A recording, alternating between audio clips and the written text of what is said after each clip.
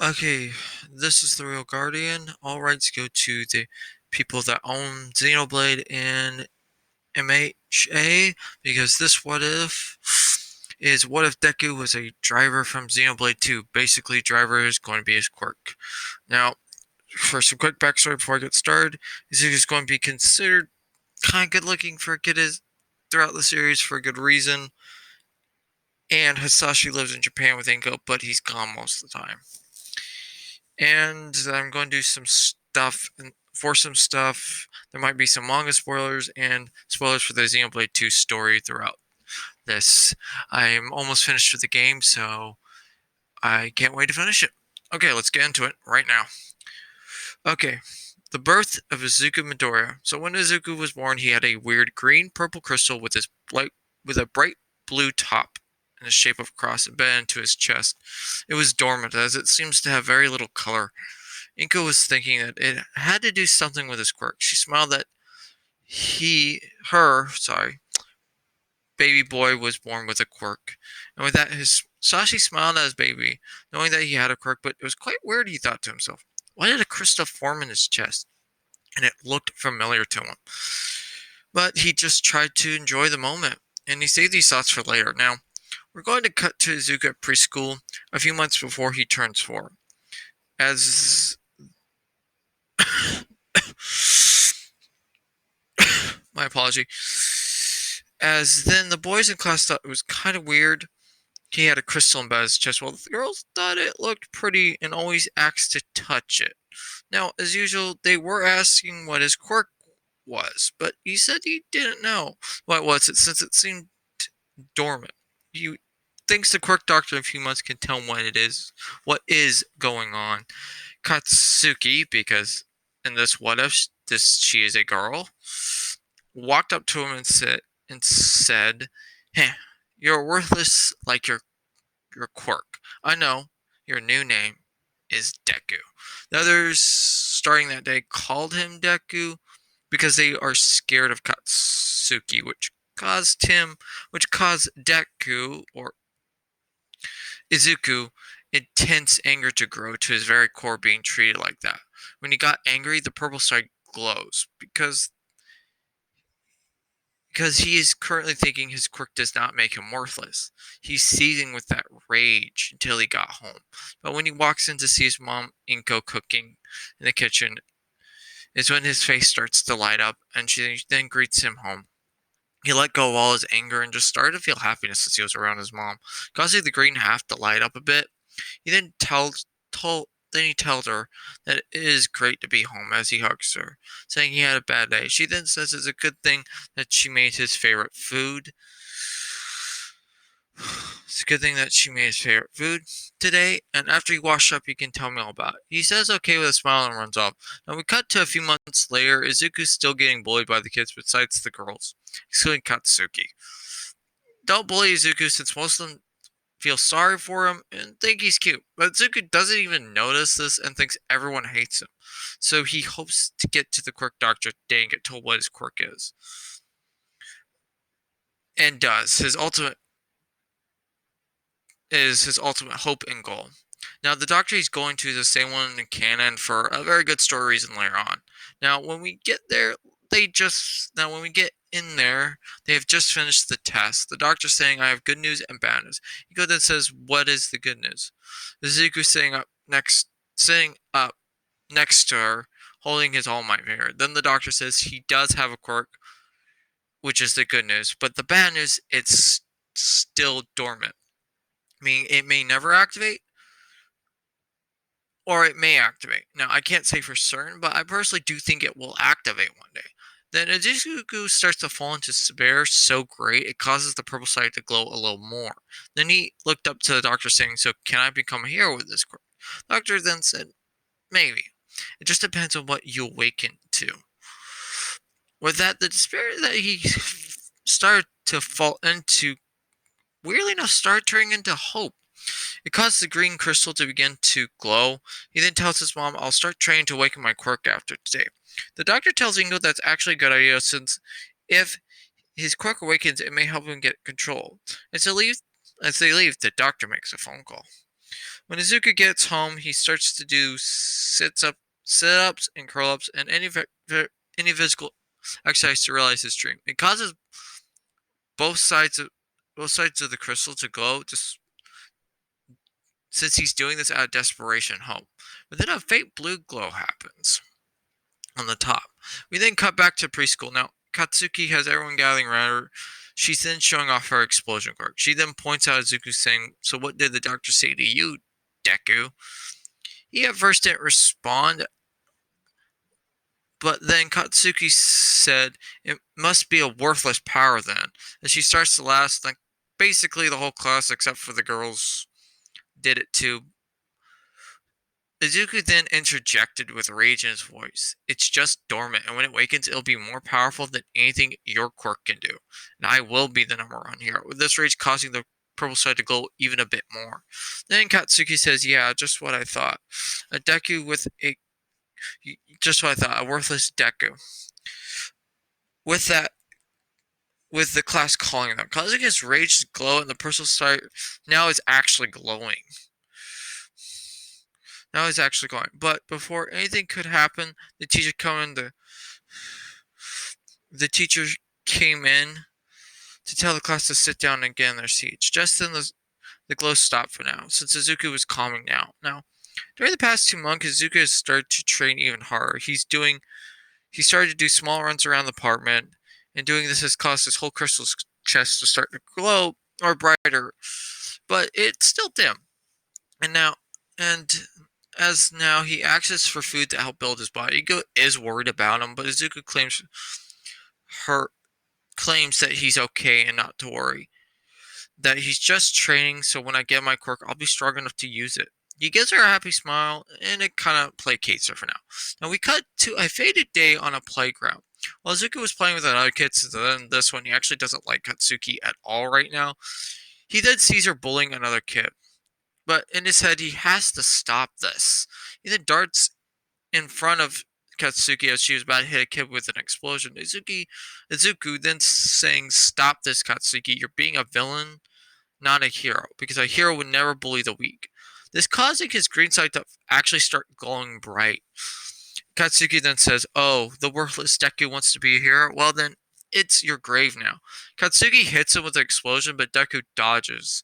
Noticing he saw that coming. But then when he tried to punch her, the gang that was backing her up, a kid with a finger quirk grabbed his fist while a kid with a wing quirk punched him in the face. Then Katsuki followed up with an explosion to his gut. It caused Izuku to fly back as he hit the ground and he rolled a bit. Then Katsuki said to him, "See, being a hero is going to kill you now. Stop getting in my way." As she was about to walk up to the other kid, Izuku got up, spitting out blood in his mouth and saying these words proudly. "No, a hero's always willing to risk his life." Then Katsuki turns to say, "Then you die." But as she runs towards him, Izuku's green side of the crystal starts to completely glow so bright that it's blinding. As he then hears a female voice asking, "Do you want the power to help others?" Izuku then just said, "Yes, I want that power to save everyone. Please, give me even a drop." The voice then giggles, says, "Okay, now here's my power to my beloved driver." Zuko then says to some driver, What? Not important right now." Just then, as Katsuki was about to hit him, fire started coming out of it as it surrounded him, bellowing into the sky, causing Katsuki to jump back. Now, while this happens, we cut to a tired-looking man who's helping an old lady with her grocery bags. As he hands her to her as she's about to walk away. Then he looked up and saw the flaming column and said, "Crap, now I got more work to do." As he makes sure the old lady is okay and he starts running towards it. Now we came back to Izuku standing there with this red blade with a green glow appearing into his hand. It's active and it turns into a light flame. When it's activated, it turns into a light flame blade with flames bellowing out. He then hears a voice saying, "This is my blade driver, and my name is Pyra. We'll have a talk once this fight is over, okay?" He then just says yes in his mind as he darts towards Katsuki. She tries to block the weapon with her fist and make an explosion, but all it does is causes her to get knocked back. With that, Pyre telling him the blade right now, since he just awakened it and without proper training, and we're still just get small burns and cuts, because at full power it would cut him in half and turn him into ash. So just go all out for right now. Izuku then grins and starts darting forward. The other two in the gang try to stop him, but then he slashes the kid to the wings, causing a shallow cut across his chest, causing him to drop down. Then the kid with the finger tries to grab the blade, but when he does this, it causes the flames to bow out, burning his hands and fingers. He then just drops to the ground crying in sheer pain as Izuku simply just bops him on the head, knocking him out. He does the same to the other kid when he tries to get back up. He then walks up to Katsuki saying, "Who's a workless Deku now?" causing the purple crystal to glow. He then raises his blade and Katsuki thought she was going to die. But then when he swinged it down, it missed. He even stabbed it into the ground, then saying, "I'm not like you. I will never abuse my power for gain. Now tell sorry. for gain. Now tell that kid you're sorry. I will completely knock you out right now." Katsuki was in complete terror, but seeing Izuku being commanding kind of made her blush a bit. She shook her head, getting that thought out, then walked up to the kid saying she was bullying, saying that she was sorry. After that, Izuku said good, but then just collapses completely. The tired man walks up to him, taking what he was seeing as he got to the scene. He then tells Katsuki he's a pro hero and he's about to call an ambulance for her friends and her and that kid. He will be questioning them, and the police most likely will too. Do you understand this? Katsuki then just nods. Now during this time while waiting, the other kids got up and were about to do something to Izuku. The glare they got from the tire man just caused them to stand back down in fear with them now. Now that they are up, though, he finally starts asking questions to them. He gets the same story of them picking on a kid, the same kid that he saw the girl apologize to. As they're explained to him again, that's when the seemed that the green-haired kid just awoke in his quirk, and he went a little crazy with it. But he was defending the kid, from what he understood, and it was self-defense. So at most, he might be able to make sure the cops don't give him a warning. But the other ones are going to get a big warning from him. The ambulance finally gets there with the police now in tow, with the pro hero explaining what happened while the parents start treating the two, and getting the green kid in a stretcher. Now the police said they're going to give them all, but the bully kid in Izuku, thanks to the tired man, a warning for right now. But if this happens again, severe charges will happen. They then say they have to call their parents, and with this Katsuki was now wishing Izuku had killed her in a sense, because her mom's going to she's probably going to and is going to be beyond angry with her once she spoke about this. But then she said, after I call my mom, can I call her friend's mom, pointing to Izuku, saying that she knows him. They said that it's okay. Now, as they load Izuku into the ambulance, the tired man asks if he can go with them since he just awakened his quirk and he can cancel if it starts going out of control. They all agreed to that just so they'd be safer. And with that, the ambulance is heading to the nearest hospital. Now, why don't we cut to the tired man thoughts? Well, he's writing as he was at the scene before, so he kind of knew what was going on before he walked up. He knew as a hero he should have just intervened right there, but he wondered what the kid would do. He thought he'd seemed to be in a power loss, so he thought he was ready at any moment to knock him out. But he was very impressed with the kid. Not only did he have great potential, as that was the first time he used the quirk, he had great control over it somehow. Was his thought about it. Now, we're going to get to the hospital. He has to fill out the forms of the kid since he's the only one there. With one of the nurses asking for his name, he says it's Shota Aozawa. Yes, Class 1A's teacher.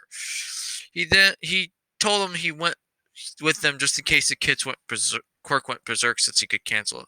The nurse nods, and then he takes a seat in the waiting room. As he's waiting, he sees this green-haired woman running in. She's in a panic state, trying to get the nurse's attention, but was in too much of a panic state to speak clear. Azawa then walks up to her, then asking, "So are you that boy's mother?" She then says, "Yes, I'm that boy's mother." He then gives her his name and says that he's Azawa.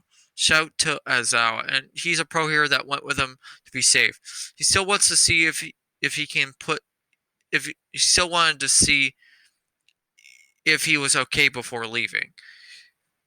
And they're probably gonna put him into a room, he says. So they just had to be patient. He even admitted he was supposed to get a warning from police, but he did get it taken away by explaining what happened in more detail to them. She then just nods, and shortly as Sashi shows up, running up to Inko, she tells him what's going on and introduces him to Shota. They wait for a few more minutes and are told Izuku's in a room and he's weak but awake. They then give him the room number.